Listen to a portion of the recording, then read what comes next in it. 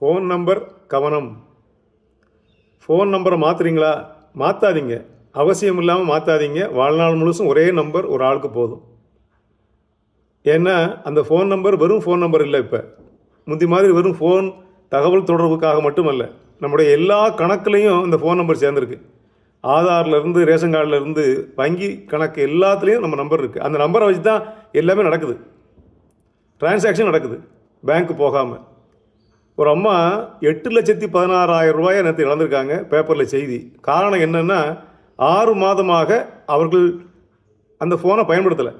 வங்கியோடு இணைக்கப்பட்ட எண், அதை பயன்படுத்தாமல் இருந்திருக்கிறாங்க. ஃபோன் கம்பெனிக்காரன் என்ன பண்ணுவான்? தொடர்ந்து பயன்பாட்டில் இல்லை, ரீசார்ஜ் பண்ணலை, டாப்அப் பண்ணலை அப்படின்னா அந்த நம்பரை மாற்றி விட்டுருவான். அப்படி அடுத்த ஆளுக்கு மாற்றலாமாங்கிற செய்தி இந்த அம்மாவுக்கு அனுப்பியிருப்பாங்க. அது ஆங்கிலத்தில் வந்திருக்கும். அந்த அம்மாவுக்கு படிக்க தெரியாது. இல்லை, ஃபோனை அவங்க பயன்படுத்தவே இல்லையே அந்த நம்பரை.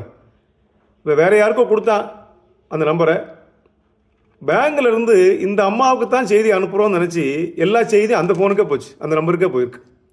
KYC ரெனியூவல் பண்ணுறது எல்லாமே அங்கே போயிருக்கும். அப்படியே போய் கடைசியில் அக்கௌண்ட் நம்பரு, ஒரு OTP கேட்டிருக்காங்க. அந்த OTPயும் அந்த யார்கிட்ட ஃபோன் இருக்கோ அவனே அனுப்பியிருக்கான். அவன் தான் திருடன். இது அவன் திருடலை, அவனுக்கே கிடைச்ச வாய்ப்பு, கொடுத்த வாய்ப்பு.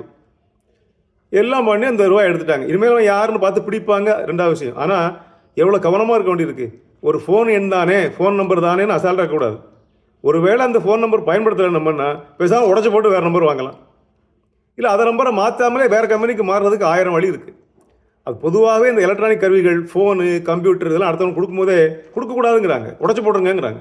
நான் பயன்படுத்தின ஃபோன் தானே என்று சொல்லி அடுத்தவனுக்கு விலைக்கு விற்கிறது, கொடுக்கறது, அது இதெல்லாம் போட்டு நம்பர் எடுக்க முடியும், பாஸ்வேர்டு எடுக்க முடியுங்கிறாங்க. அதனால தான் இந்த நம்பர், ஃபோன் நம்பர் முக்கியமானது. ஃபோன் நம்பர் தான் அடையாளம்.